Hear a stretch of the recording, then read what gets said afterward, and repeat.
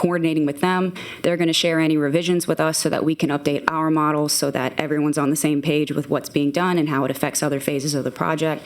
And we'll work diligently to get this project funded by the end of the month. So that was brief. This is my email. If anyone has any questions or comments or anything, wants additional data, please reach out to me, and I'll get you what you need.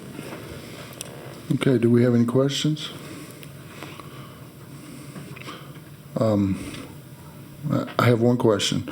Okay, talked about sharing the models. Are y'all going to be able to share the model with Dewberry, who is in for our master plan, and with the other engineering company, HNTB, for the parish's intergovernmental agreement deal? So Dewberry dropped off their external hard drive just last week. Week before last. I delivered that to Kimberly last week. They're in the process of transferring that. So yes, HNTB and Dewberry will have that. There'll be a disclaimer with that because obviously you can't continue to share the models without, but as Kimberly indicated, she did meet with the engineering firm for East Baton Rouge Parish, who's going to be submitting for the Bayou Manchac portion just last week. And that should be ready tomorrow or the following day at latest. Okay. We appreciate that so much, working together. Well, the model's been updated several times, so we wanted to make sure that apparently there was some information that was put out there with an older model, so we wanted to make sure that you had the updated with all the revisions and all of the things that have been added to that over the last 2 years. Yeah, we'd like to continue sharing, especially the Ward Creek portion. I know we just met with Breck a couple weeks ago and kind of realigned that project. We're not finished modeling that portion yet. We do have the realignment requested by ARBC in the model, but we haven't run the overflow channel yet because we were waiting on, there's a abandoned landfill and a historic site that we wanted to realign the channel with to make sure we were avoiding those tracks or portions of the track when with this project. So we're not complete with that remodel yet, but most of it is in there and it is in what they're going to be receiving, and as we update it, we'll share it. We sure appreciate that. And any model that can show a 3.25 benefit is definitely of our interest. Well, actually, now that the cost has come down to the $65 million, that 3.25 is going to be increased even more. If you'll recall, I would say it's at least, I'm not an engineer, but I'm looking at Brad and Mark and these guys and Ed, I'd say at least a 4, if not higher. We know that any work that can be done in the Capital Regional area that's going to impact South Baton Rouge, Iberville, and Ascension is going to be very beneficial, and we thank you for that. And we will provide the updated report once we've finished with it, since this is the first time anyone's hearing that the numbers have been reduced and the changes that have been evolved. So McKim & Creed is working on that. So obviously that August 2022 report will be revised and updated. As soon as it's completed, I will share it with the board. Thank you. Thank you. Any more questions? Commissioner Couliot. Yes. President Clark and Director Gorman, as we work together, I guess one of the things we've been talking about for a while now, because it took a while to get it, are we somehow up against a deadline on the scenic waterway? And August 1st, 2026. Yeah. So when that's not that far from now. So yeah, We're continuing to work on permits for that very reason. There's no reason why permits can't be transferred. We do it with Ascension Parish all the time. Where I just wondered if we needed any more legislation or anything. Yeah, I was going to say similarly, like what was done after the flood in I think it might have been 2021. If that could be extended, I've seen it extended for Comeet River. I've seen it extended for Pearl River, different places throughout the state of Louisiana. And this is a dire need here in the Capital Region. Yeah, just one of the things hanging out there. Yes, sir. Time passed by fast. Commissioner Knight, did you have a comment? It's great to hear you guys are actually bringing some money back. It doesn't happen very often anymore, and kudos to the original projection to account for just all the mess with the inflation and everything that's going on. That's fantastic. Have you guys looked at anything in terms of the history that goes on? Because, I mean, if you ever read the book Winding Through Time and all I've read those, it, yeah. you hear Read about it. all the backflow issues. Has there been a significant amount of research going on with that? And Yeah, we've actually been coordinating with Billy Williamson on that. He's reviewed our models. We've accounted for several design scenarios with varying tailwater conditions on the Amite, large storms on the Amite, large storms on the Manchac region. We've got quite a few scenarios we've looked into. That's great. And other combined impacts of potentially other projects, and I guess that's why we're looking to get the model over to Dewberry so we can include it in the master plan. And I think combined with some upstream detention and what you guys are doing, there could be some really good benefits. Thank you.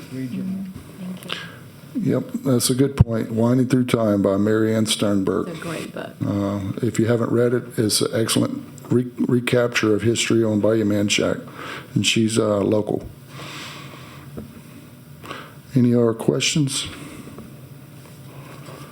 Okay, thank y'all very much for coming. Thank you all for the Appreciate that. opportunity.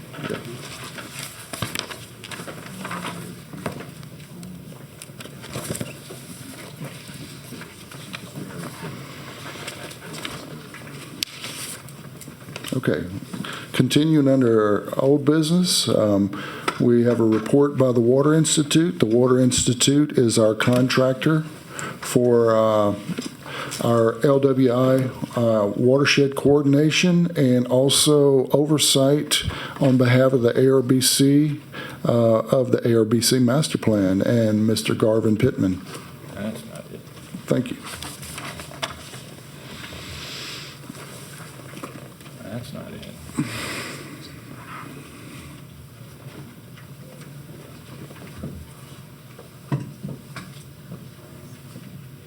There it is. All right. Thank you, everybody.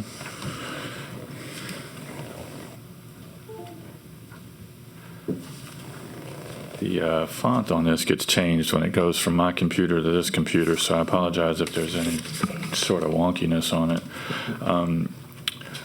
First of all, the primary thing that I've been working on for the AB River Basin Commission is monitoring the progress of the ARBC master plan. For the most part, trying to keep it on schedule. We've been continuing biweekly meetings between the ARBC master plan committee and the Dewberry team.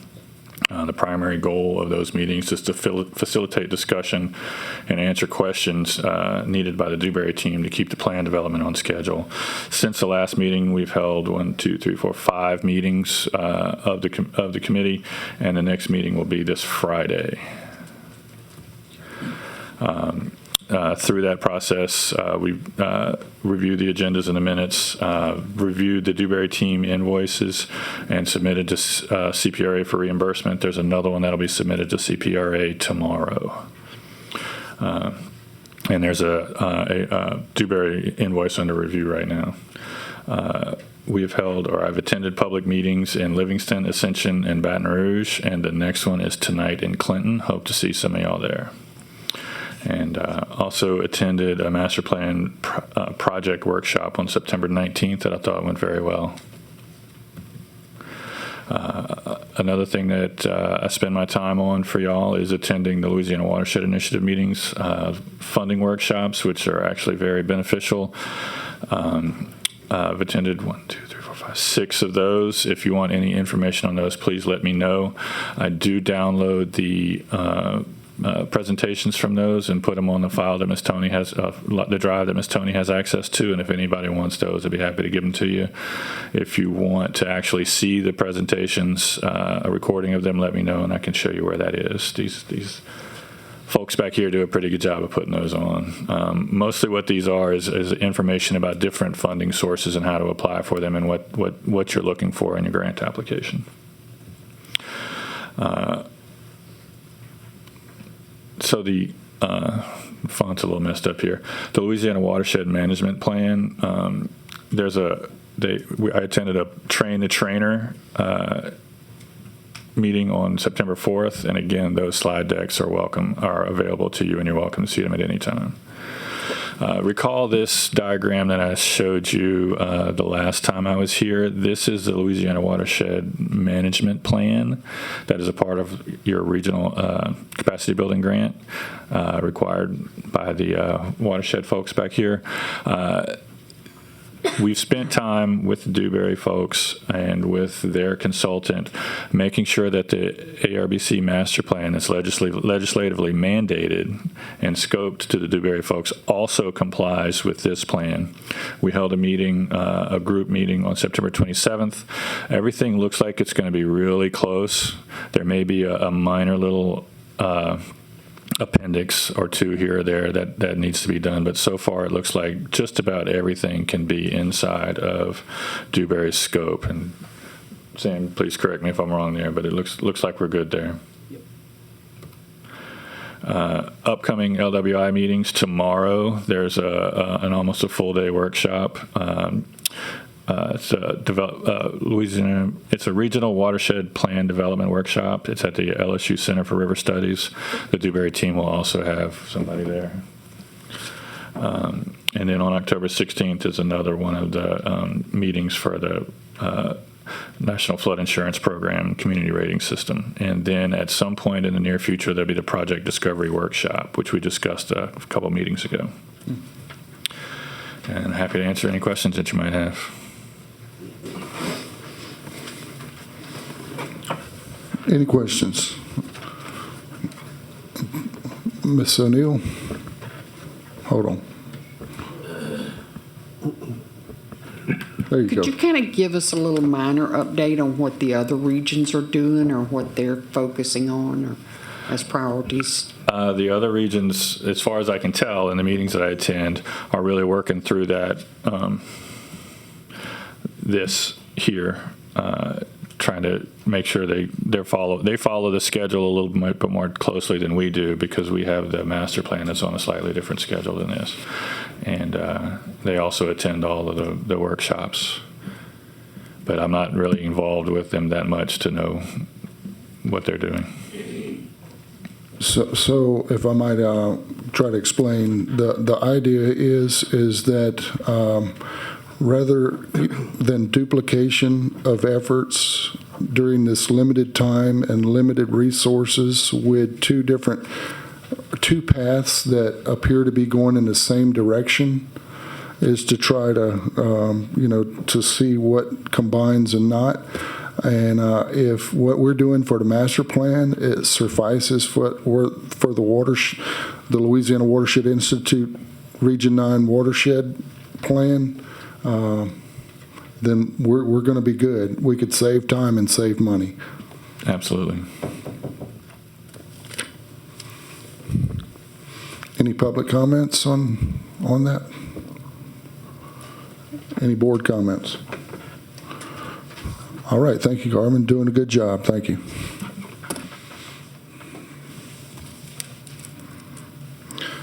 Okay, moving on. We've had a pretty busy docket. We missed our last month's meeting due to Hurricane Francine, but it was a blessing that we didn't get hit harder than what we did, although some parishes did experience significant damages. And with that, those parishes, whether it's St. Helena, East Feliciana, or whatever parish it may be, if they're having some recovery problems, just know that there's other parishes we together, the ARBC, or 7 different parishes. We've been down this recovery road before, and we know how to connect the dots.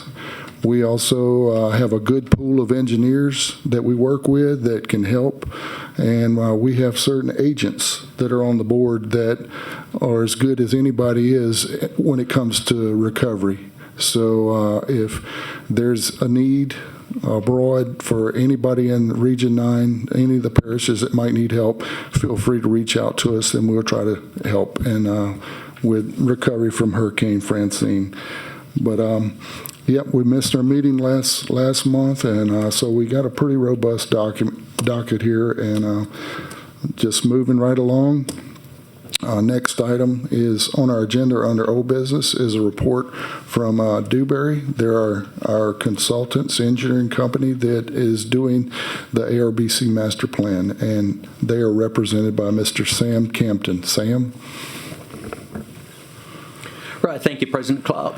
So, yeah, as you mentioned, we missed last month's meeting because of the storm. So, a lot of the slides here were the ones that were prepared for last month, and then we've added some updates. So, could probably go for an hour on this because a lot's happening, and I think by next month we're going to have some real progress to show you, particularly on the master plan document, which has started to look very nice.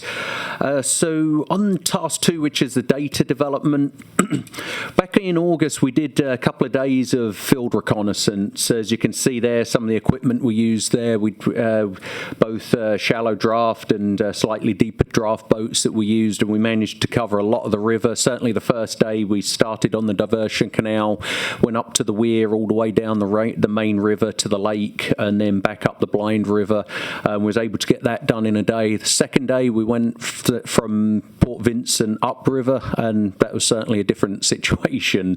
Even with the Mac Daddy of Go Devils there was only so far we could get safely. But during that, we did a good bit of field reconnaissance and certainly observed a lot of things, very, very useful. You can see there on the bottom right, Seth and myself, we sort of got out on the sandbars to really dig in the sand to really help sort of verify some of the data that's going into the sediment management part of the project. So very eye-opening. So some of the key takeaways that was really very, very noticeable. So there's a lot of very dynamic riverine processes going on there. There's a lot of, once you get upstream of Port Vincent, the river is moving side to side very notably. A lot of active erosion on the outside of meanders and a lot of deposition on the inside where you're getting these large point bars and that. And it was nice that we're seeing, I guess at this point there'd been quite a bit of low flow, and a lot of them sandbars were really starting to revegetate, and once that happens, things speed up almost exponentially. Certainly a lot of woody debris upstream of Port Vincent, and generally we found that sort of downstream of Bymanchek it was all just sort of clay muck material, and upstream it was more sand. That sand really started to show at Port Vincent, and we're currently reviewing some of the historical data there to see whether that sand wedge is moving further downstream. So downstream of the diversion weir, it was very evident that the banks were stable. We didn't see much going on in terms of erosion and that, whereas you go upstream of the diversion weir, that was one of the things that jumped out straight away, is you only had to go a mile or so and you started to see significant bank erosion. Part of that was geology, part of that was probably just because of the altered flow on the river downstream. And it was very evident that part of the river upstream is where it has been widened historically. There's a lot of excavated material dumped on the banks, which certainly isn't as high as it looks when you look at the terrain, but certainly has an impact there. And as we went on downstream, further downstream, you got particularly in the areas with a very low velocity. That's where we see a lot of this floatant stuff that has plagued parts of the river down there. And so chatting with people and that have got a lot more knowledge of the swamps and that than me, it's amazing how that's changed things for the worse. So we've got some photos here that were provided to us by Go Devil boats, and just looking back in '96, how it was a swamp to the untrained eye. The photos on the right look like a nice healthy ecosystem, but that is quite opposite. You got this floatant has gone in there and changed things. So we're going to look and just see if we can get some ideas of what may have caused that over the years. So there's definitely something we're going to have a look at. But it's quite shocking the difference in the quality of the swamps down there. So key takeaways. So around the diversion weir, it was very, very evident, which we'd seen to a certain extent, but being out there on the river, we had some fantastic technology, just having big screen TVs and sonar and that all at our fingertips there as we went along the river was fantastic. And going down the diversion canal, that canal is very uniform. You don't see any ups and downs in it once you get away from the diversion weir. And the main river is the opposite. It's very irregular. And just just put together this illustration here, which really has been what really shown what I've been theorising over the years. If you look on the main river upstream of the weir, you've got about 28 feet of depth. When you get immediately adjacent to that weir, the river jumps up about 10 feet. You get adjacent to the boat passage, you're all of a sudden up to about 7 feet of water, and I believe that's because all the energy is going down the canal, but the sediment's staying in the river. And from what we've seen on some of the historical survey, I think this was about 10 to 14 feet, I believe was the number, that this is increased compared to 85. So this is certainly one of the projects we're looking at, is the dredging of the river, as I think this is going to be the most, in my professional opinion, this is going to be the most bang for the buck with dredging would be in the vicinity here. Outreach and engagement. So we've got a lot done here. So back on September the 8th, we had our first public open meeting. This was the Central Region. We're in Livingston. And then on the 16th, we had a meeting in Ascension Parish. And then on the 18th, we had one at the Blue Bonnet Library for the Central East Baton Rouge area. And the first two meetings, I believe we had about 40 or so people sign in. We had about the same amount on the Central. One thing I think a lot of people came in without signing in, and so we probably had a lot more than that at some of the meetings. And then it's actually going to be on Wednesday night, we have the Northern Region meeting. So this one was scheduled a couple of days before Francine, and so that meeting was cancelled and we're rescheduled for this week. So that will be on Wednesday. So if anyone can help with, I think we've shared the invites to that. If anybody wants to share that on their social media as their last minute to try and get people to go, that would be appreciated. So we certainly got some feedback. Some of you will have seen the poster boards that we had around the room that really outline the plan and some of the things that we're looking at, and FEMA CRS. And so these were poster boards that were around the edge of the meeting rooms where people could look at them and ask questions. And in the open houses, we performed the presentation, and we got feedback from people. We do have a website where you can go and add your comments. We've had a lot of people go and look at it, but it doesn't seem many people are actually adding comments to there. But there's certainly generally all good feedback. Certainly some people frustrated with studies versus boots on the ground projects. But generally these have gone good and got some good input that we are currently summarising. So task 5 and 6, existing conditions and projects. So back in August, we did receive the 95% plans for the Comey River Diversion Canal. So we are currently getting this into the model for what we're calling like a phase 2 baseline. We've got the current baseline, which is how things are now, and then the projects that are immediately being performed at the moment. And so we're getting this coded in. The key thing is we've got the diversion structure, which is the main feature in terms of hydrology. So we're currently getting that into the models to help with the baselines. And then we're currently looking at some projects through a parallel task order with LWI, where we're looking at we're modelling the new river pump station concept and developing an integrated basin model there, and then detention in the upper river. So as I know many of you have seen us present on the Darlington Reservoir over the years, we're looking at alternative locations at the moment. There's some sites upstream and downstream where we could do something of varying scales, and in my opinion, this is the way to do the biggest benefits throughout the basin is detaining the water upstream so it doesn't get to the downstream area. And so we are looking into these and we will evaluate them, and these will be some of the recommendations in the plan. I've been looking at the future rainfall projections, and it doesn't show a whole lot. Looking at the data that NASA has prepared on future rainfall for the year 2050, it looks like we're going to get about 1.5% increased rainfall, so not a huge amount, but we are looking at both the future conditions so that we can see the no action plan. Areas of concern. So this again is where we're getting that input from the public. So far we've had people give their thoughts, but we're not getting too many filling out the website. We're going to work on trying to get some more input there. And we've been having these master plan committee meetings, which I think have been very, very useful. A couple of weeks ago, we did the project review workshop where we went through the list of projects. I think we've got about 15 projects listed at the moment, and we discussed the long and short-term potential, the mitigation of negative impacts associated with some of these projects, and the public interest. I think one of the key takeaways from this is there's so many projects that you can do, but that water has to go somewhere. And so inevitably, you do something to help one area, it's going to move the water somewhere else and impact negatively. This master plan and this commission is that opportunity to come together as a regional agency and put these projects together where one may not work on its own. Combined with another project, we could make these things work without harming anyone. And so I think that is the key thing of this board with this master plan, is how we can put these projects together in combinations that are going to do no harm and overall have a huge return there. So we're going to be looking both short and long term. We discuss the public perception of projects as well as sequencing. So some projects may be dependent on another to avoid any impacts. So mitigation banking, we will have a big update for you at the next meeting.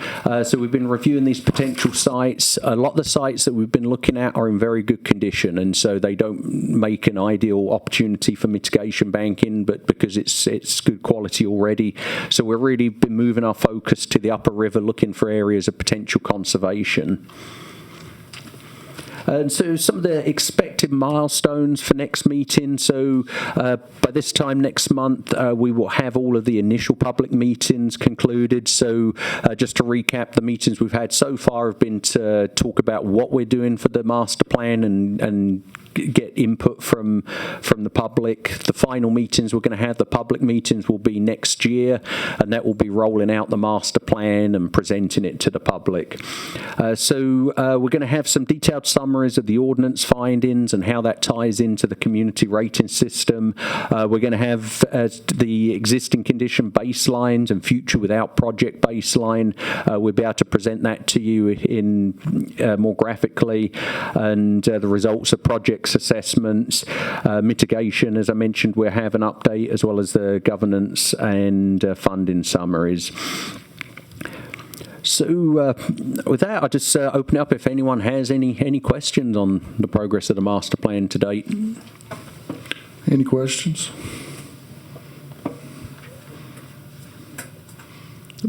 All that and no questions. Okay. Must have done a good job. Miss O'Neill. I would just like to say how much I appreciate your availability. If I have a question at any time, I can call you and you're right there to answer it. So You're welcome. I appreciate it. I'd much rather engage with everyone early on and once we get to reviewing it. And actually next month we should have some good material for you guys. If anyone wants to look at a draft review, that can certainly help us wrap this all up by the end of the year with the first draft. Thank you. Okay, Sam, I have a couple questions. Okay, slide 4. Yep. Picture number 3. Okay, I don't know if you realize this, but something in this slide is very unique that you don't see often, and it's going to be of interest to us in the future. Talking about the Upper Amite and the abandoned sand and gravel mines. Slide 3 there, that picture 3 is some kind of vegetation that's growing in sand.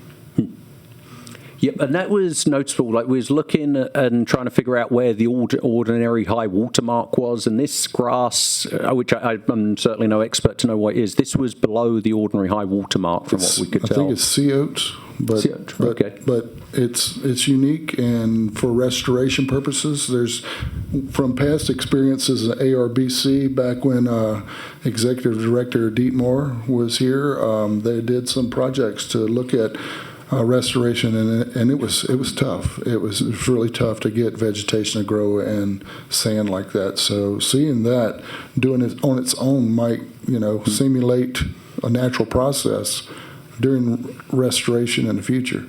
Anyway, And actually, Just just thought to I'd- note, in the that's very kinda- background of photo 3 there, if you can see the grass in the background, it looks like just a field, but when you get close and actually get in the grass, there is this stuff that's grown up a lot denser. But then you get down and you dig, and it is just sand underneath. So it looks like it's doing great at restoring and stabilizing. and exactly, the roots of the plant is what holds the sediment in place, and without that, it's just going into the river. Okay.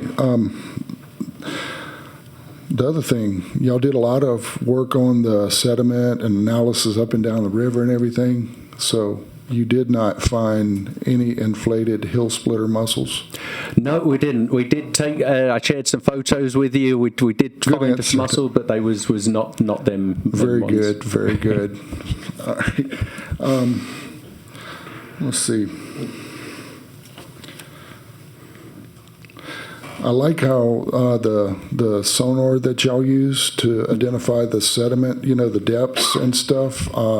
That's pretty unique in regards to where to target the problem areas. When you have limited resources and limited time going in, you may find that just getting those little hot spots, as opposed to what's been done in the past, doing a uniform dredging type approach, which may not be necessary, that these little spots, if you get them, could help make a big difference.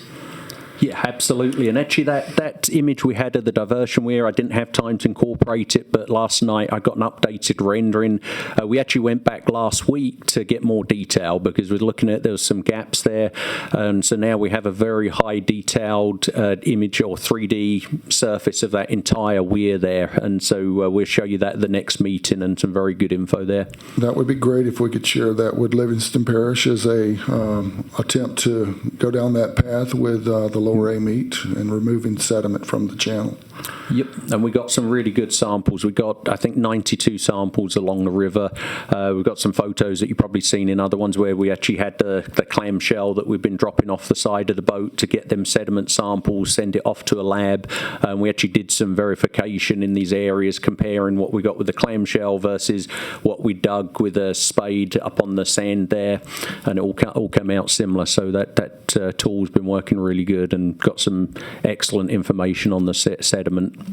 Real quick, I just want to say, retention in the upper amite was a big thing, and a lot of how this got started, with the Darlington Reservoir. You mentioned that you're looking at some other options, considering this option may not be feasible. I said may not be feasible. Could you quickly talk about these other options for retention in the upper amite? So back last year, representatives Mincy and Hodges pushed through House Resolution 290, which required DOTD to investigate alternative detention sites in the upper amite. Those two representatives at the time had seen the potential of Darlington. Just to recap that, in 2016, we're estimating over 20,000 houses wouldn't have flooded. And Denham Springs, on a 100-year flood, you're going to get nearly 9 feet of benefit there. And so knowing that's been an uphill battle, we've been looking at other locations. So one of the locations we're currently looking at is Highway 432, looking at that potentially for water supply as well as flood control. And then there's several other areas downstream, as well as Darlington. We can also look at that as potential water supply as well, which would make it more attractive to the locals there. But we'll look at all different options on some of the tributaries upstream and downstream the river, maybe not even a major river. It may just be if we had a smaller dam downstream that brought the water down half a foot down in the main part of the river, down to the populated part of the river, even if we could only bring it down 6 inches or so, that may allow us to do some of these major projects that would otherwise save 1,000 people but harm 10. If we can do something that offsets that harm in that 10, it would make projects feasible and everybody would win. But that is really the only way to really reduce it majorly would be to detain upstream. You've got to put that water somewhere, and so we are looking at various options through a parallel task order that's informing a lot of what we're doing here. Okay, thank you for that. And from a proactive position, just to let everyone know that the ARBC submitted a capital outlay request to do some of that, something similar to that, not necessarily of retention to the scale where you might create a dam like along Tangipahoa and Persequin or Jackson Bienville on Pearl River or Toledo Bend, but smaller scale. But the Amite River Basin Commission put in a capital outlay request for funding to look at the abandoned sand and gravel mines as an opportunity to maybe detain or slow down or meter some of that water, shave off the peak curve as it's coming downstream to allow the water to down. Trying to get me to shut up. But anyway, like Commissioner Harrell had once mentioned that we're playing a game of inches. An inch here, inch there, and eventually you got a foot, and that could be the difference between life and property. Yep. Any comments? Public comments? Thank you, Sam. Did a good job. Thank you.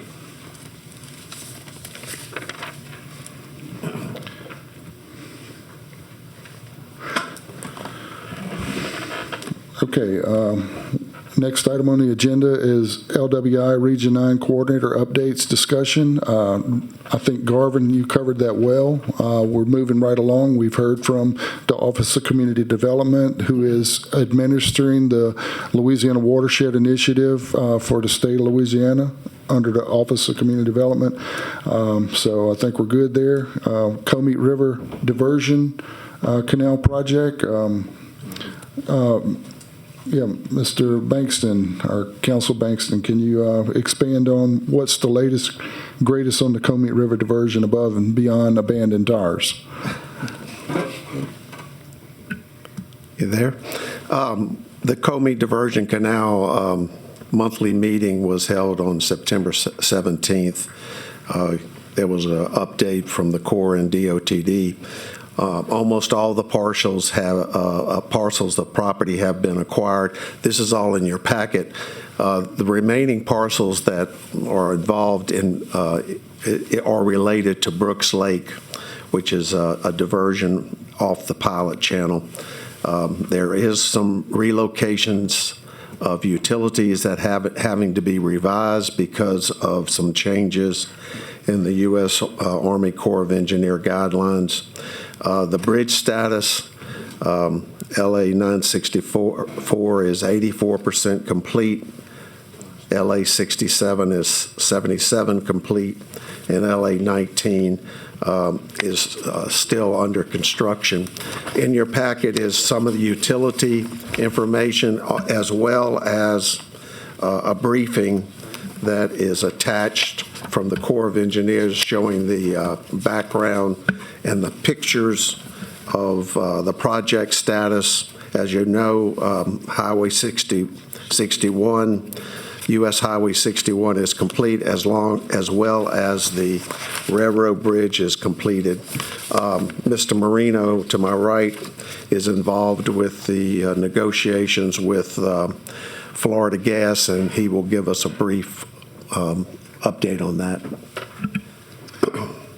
So the fun is never ending with Florida Gas. On the main relocation, they had to reply to some questions from FERC about the project, which they did, I guess, several weeks ago now. Haven't heard more recently on what the status is on the FERC approval there. Brooks Lake, Florida Gas now is one of those utilities that's going to have to be relocated. So we're day one, right? So we're going to have to probably do some depth of cover survey, that kind of thing, to figure out exactly what has to be done, figure out what to do, and then see what kind of permitting is necessary for that. So it was a little bit disappointing to find, well, a lot disappointing to find out that Florida Gas was going to be impacted by Brooks Lake, which was previously thought not to be the case. Beyond that, White's Bayou, there's a cost estimate for the Florida Gas aspects of that that's still with the Corps of Engineers to approve. Then we should be able to move forward with that for design. So what has to be done with Florida Gas, again, there depends on what's figured out through the design process.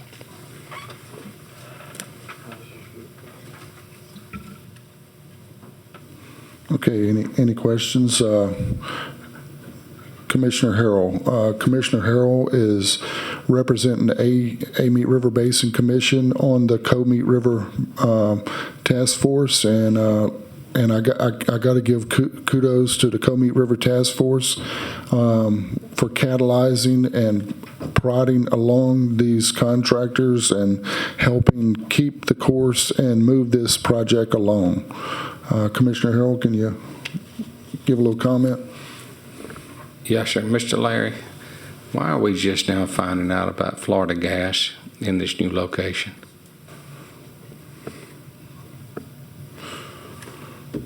You got it.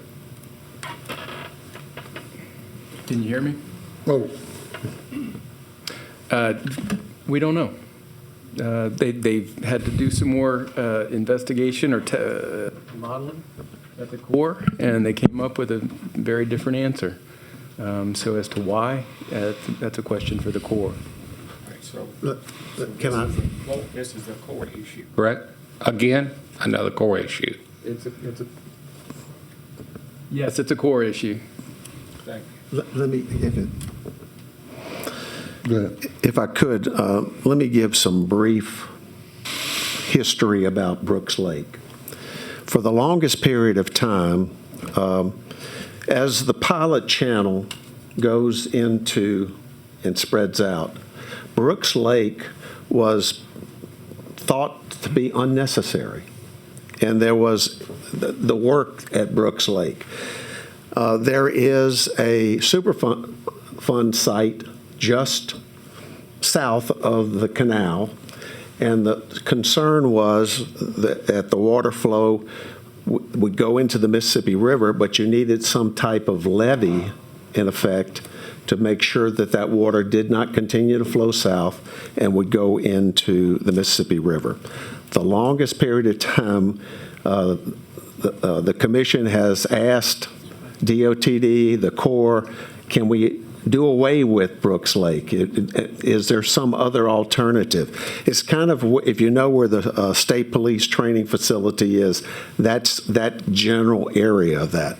So for many months, the Corps was telling us, well, we weren't sure whether we needed to do it, and then they started examining it more, and then that's what this has ultimately resulted in, this awful delay. Now, the question I have, I don't know the answer to this, would the project be operational without this? Could it provide service? Because if anything that we know now about how long FERC will take, this could add 2 years, in my opinion, to the ultimate overall project. So we should be examining everything that we possibly can to see whether or not that's a possibility. But Mr. Harrell, that's the history of Brooks Lake. And I understand that. So if we have to do more there, I know moving the pipeline is going to cost a fortune. So what concerns me is we won't have Congressman Graves in January to go fight for other funding. This is ridiculous. This should be criminal. It really should. The lack of, I'm not going to say what I want to say, but the Corps needs to be, someone needs to address that a little more. I know you really can't do anything with them, but this is ridiculous. That's it. Thank you. Larry. I did want to add this one thing. The impact of this is scour with respect to Florida Gas. And so as currently designed, it was supposed to be a free flow sort of a thing, as he was talking about, Larry was. But now the scour is deeper than is acceptable with respect to the Florida Gas pipeline. So that's why it's having to be looked at. So it makes it sound like it's hard to expect that they'd be able to operate this thing as a free flow without dealing with the pipeline relocation. But I mean, there's more work to be done before answers are had. Commissioner Rayford. You know, we talk about abandoned tires and stuff like that, but, you know, it's sad to see the situation that we have out there. We spend billions of dollars on this drainage improvement, and we have not had one opportunity to try it out to see because of the delays that's taking place by the Corps. There's no question about that. They're responsible for this project, and I don't disagree with Mark's comment or Commissioner Harrell's comment. I mean, it almost is criminal because we're spending more and more money, and quite frankly, I think the pit's going to dry up on money-wise, and then we're going to sit there with a project that doesn't function, that we spent years and years and years on to try to get some benefit for our parish and the surrounding parishes. It's a sad day for that situation. Not to mention the taxes that the taxpayer that live in these parishes have paid for several, 20 years. And the disasters we continue to experience. And the disasters. And perhaps the integrity of the channel and what it might be when it is time for it to function. Commissioner Rayford?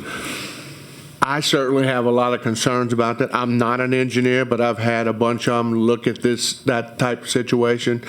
And I've been out there for 2 or 3 days over the last couple of weeks just looking at the embankment, how it's being installed. Lord help us. It would be a good place to teach some classes on erosion and bank stabilization, and so to speak, for civil engineers. Good case study. Any public comments? Commissioner Harrell. I think maybe the impacts you're talking about is not near as important as the emotional impacts from all the citizens. And that's what the Corps needs to step up and realize, that it's been very tough on the people here. Okay, thank you.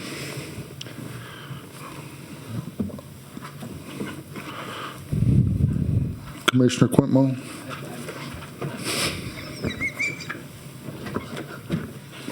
No need for me to pile on. I mean, Commissioner Rayford and Commissioner Harrell said it all. I mean, there's no reason to pile on. I mean, can sit up here and bang our fist of frustration, but it is what it is. It's a sad situation, and it continues. This is part of the problem with bureaucracy and everything else. I mean, what do you say? And I think that's what energizes this commission to move as quick as possible to get things done. Somebody has to. Somebody has to. Thank you. Okay. So back to our agenda. If there's no more comments. Okay, we're looking at number 11, new business. We have an Amendment 1 with ARBC Dewberry contract. Have the board members been able to review that contract? Okay, good deal. Need any public comments on the amendment to the ARBC Dewberry contract? And that, to remind you, that's for our master plan. Hearing none, could I get a motion to approve? Commissioner Harrell, Commissioner Bailey. Any opposition? Okay, motion passes. Next item under new business is to approve a 1-year office lease agreement for the ARBC office located on Sherwood Forest in Baton Rouge. Do I have any public comments on that? Any board discussion? Okay, all I need is a motion. Motion by Commissioner Bailey and seconded by Commissioner Harris. Any opposition? Okay, motion passes. 1 more year at office renewal, Sherwood Forest. All right, moving right along, and we have general and non-agenda items. Anything anybody wanted to bring forward? Any public comments at this point? Mr. Rosso, please.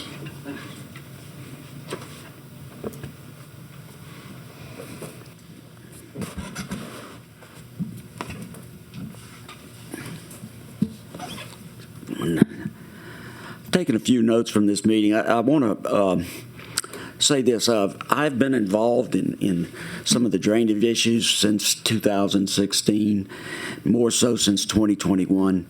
I have to say this, that I'm encouraged by what I've heard today. It's possibly one of the first times that I've been encouraged by some activities of some organizations. So I want to, first of all, compliment the commission here on its efforts and its activities, especially its scope of work, and I hope you continue on. We, the public, want some specifics. It's one thing to hear a lot of generalizations, but we want some specifics. And I have to say that I would encourage the master plan to include more specifics in its presentation. I attended one of the presentations. The public presentation was not impressed at all, and it didn't tell me anything. It was just too broad. It could have been done. That's something you could have done in a bar on a paper napkin. So I would encourage, because I heard some specifics about the master plan, I would encourage that to be presented to the public, because the public wants to see that. I do want to specifically compliment PLD and McKim & Creed for the Bayou Manchac report. I'm most interested in Bayou Manchac, but we recognize, those of us in the public recognize, that Bayou Manchac is but a small piece of this. So don't think that we are overlooking the broader picture. But what it does show is that you can get a plan that is, as long as it's taken, as far as I'm concerned, a little bit too long.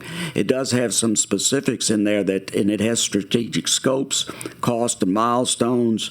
I look forward to seeing the schedules. That's the one piece of this that I haven't seen that we want to see, is schedules and accountable parties.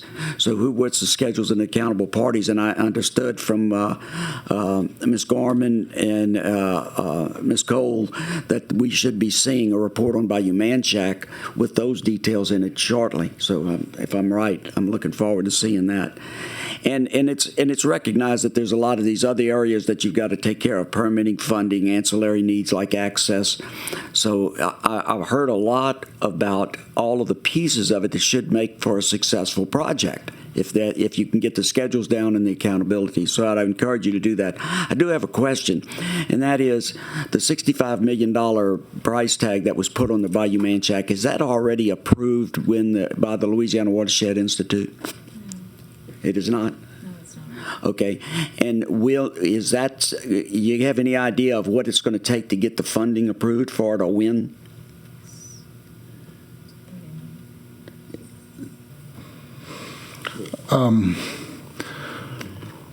I would suggest visiting our website, and I hate to say that like that, but we got $100 million for Region 9. Yeah. Which Region 9 extends all the way from St. Helena and East Feliciana all the way down to St. James, everything in between.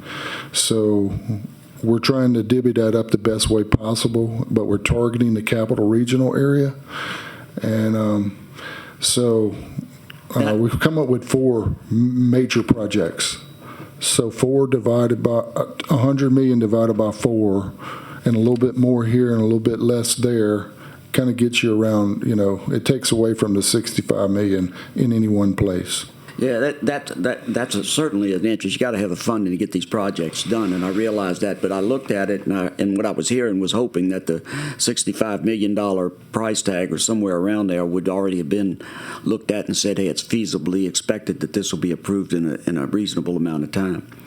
But anyway, just to continue on, because I don't want to take up too much of your time, but I would encourage that the other projects that are included in the master plan provide some details as you've done with the Bayou Manchac program. Even though it's not fully completed there for us to hold people accountable and see schedules, it is certainly a long step in the right direction. And just as a last comment to you from a public perspective, the Comey project is really a dismal example of a project schedule. I don't think it's obvious no one's debated that. It's criminal might be a word that I could support, but I would encourage everything. Don't let that go to bad. At least try to get it finished. Good grief almighty, do whatever we have to do. But thank you very much for your time and your efforts. Mr. Raso, thank you for your comments. Any more comments? Okay, that brings us to the end of our agenda. Thanks, everyone, for giving your time and serving on this board and helping us accomplish all these items and tasks that we're up ahead against going on at one time with limited resources and a short schedule. Can I get a motion to adjourn by Commissioner Harris, seconded by Commissioner Harrell? Thank you all. There were some on this side. You missed, open them up on this side. Okay. Good meeting. All right, buddy, thank you.